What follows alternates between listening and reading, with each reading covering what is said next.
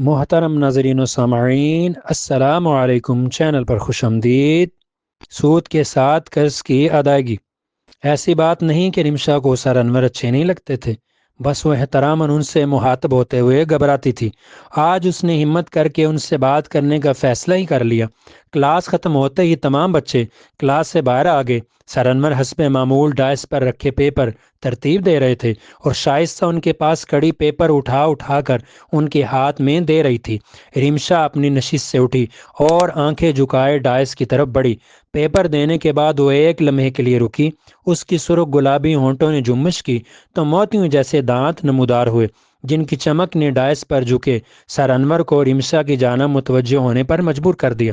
رمشا، کچھ کہنا ہے؟ اچانک شائستہ نے اس کی طرف دیکھتے ہوئے پوچھا۔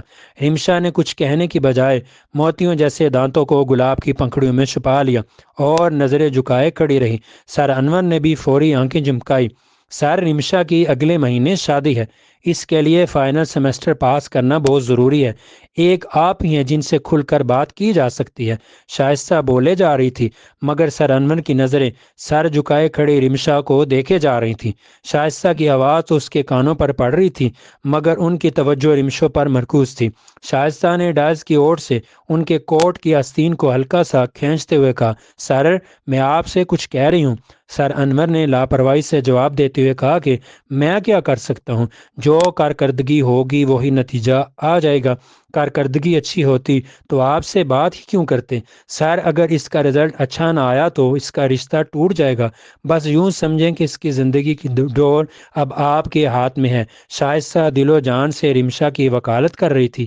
اس کی نظریں جب رمشا پر پڑیں تو اس کی زبان بند ہو گئی، کیونکہ رمشا کی آنکھوں سے نکلے آنسو اس کی سبز رنگ کی قمیض پر یوں گر رہے تھے جیسے گھاس پر اوس پڑی ہو۔ شائستہ نے ٹیشو سے اس کی آنسو پونچھے اور دلاسا دیتے ہوئے گلے لگا لیا۔ سر انور نے پیپر سمیٹے اور یہ کہتے ہوئے کمرے سے نکل گئے، کہا، اچھا، کچھ کرتے ہیں۔ ان کے جانے کے بعد شائستہ نے رمشا کو تسلی دیتے ہوئے کہا، تم بالکل پریشان مت ہو، میں سر کو جانتی ہوں، سب ٹھیک ہو جائے گا۔ اب رمشا کو تسلی ہوگی اور اس کے چہرے پر خوشی کے آثار نمودار ہونے لگے اور ایک دفعہ پھر سرخ گلابی ہونٹوں کے پیچھے سے موتیوں جیسے دانت نمودار ہوئے۔ اچھا، کل کیا کر رہی ہو؟ میرا مطلب کل میرے گھر آ جاؤ، سر کو بھی چائے پر بلا لیتے ہیں اور تفصیل سے بات بھی ہو جائے گی۔ شائستہ کی یہ بات سنتے ہی رمشا کے منہ سے نکلا، کام تو ہو جائے گا؟ شائستہ نے کہا، پریشان نہ ہو، میں نے سر سے بڑے کام نکلوائے ہیں، مجھے معلوم ہے کام کیسے کروانا ہے، بس آپ نے ویسے کرنا ہے جیسے میں کہوں۔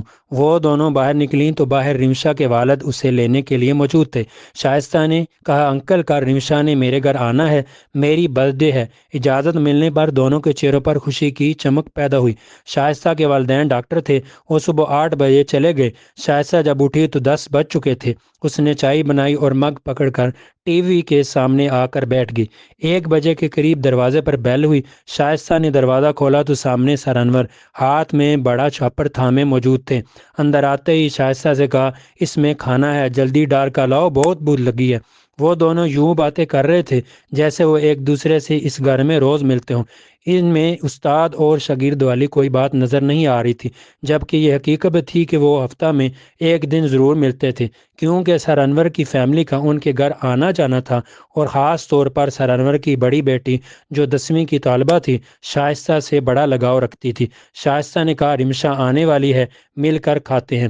شائستہ اور سر انور کے درمیان 3 سال سے دوستانہ تعلقات تھے، مگر اب شائستہ کسی اور سے دوستی کر چکی تھی اور اسی سے شادی کرنا چاہتی تھی، مگر اس نے سر انور سے وعدہ کیا تھا کہ آپ کو ایک گفٹ دوں گی، اور گفٹ رمشا کی شکل میں دینا چاہتی تھی، کیونکہ شائستہ کئی بار سر کو دیکھ چکی تھی، وہ رمشا میں گہری دلچسپی رکھتے ہیں۔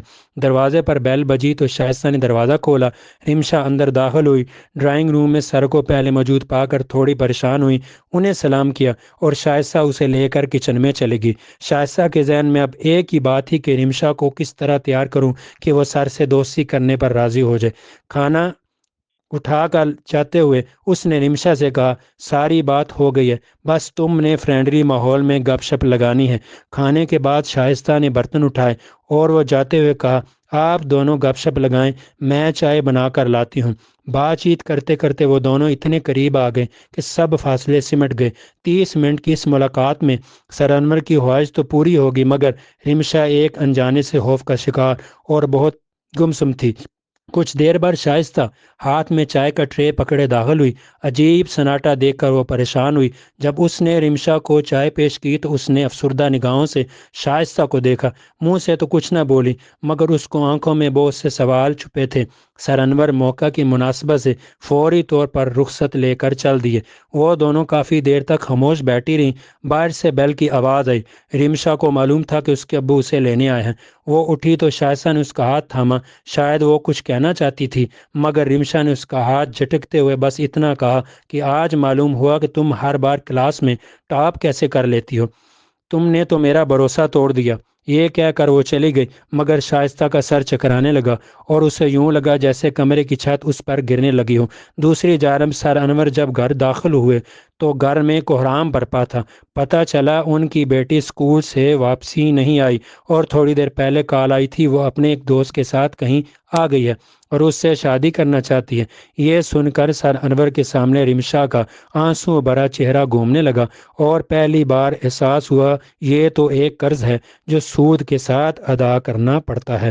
محترم ناظرین و سامعین، آپ کو یہ کہانی کیسی لگی؟ اس سے آپ نے کیا سیکھا؟ کامنٹ باکس میں ضرور بتائیے گا۔ ویڈیو کو لائک اور شیئر کر لیجیے گا۔ چینل سبسکرائب نہیں کیا تو کر لیجیے گا۔ بہت شکریہ۔